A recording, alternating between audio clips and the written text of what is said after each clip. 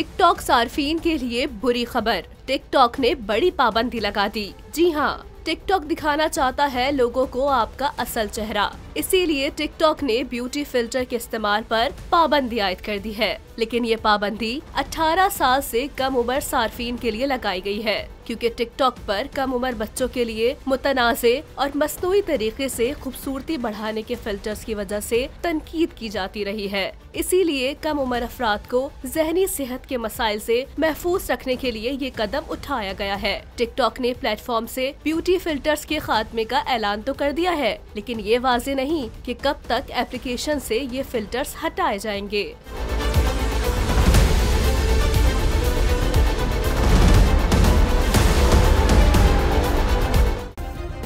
Subscribe करें और bell दबाएं ताकि कोई खबर रह न जाए।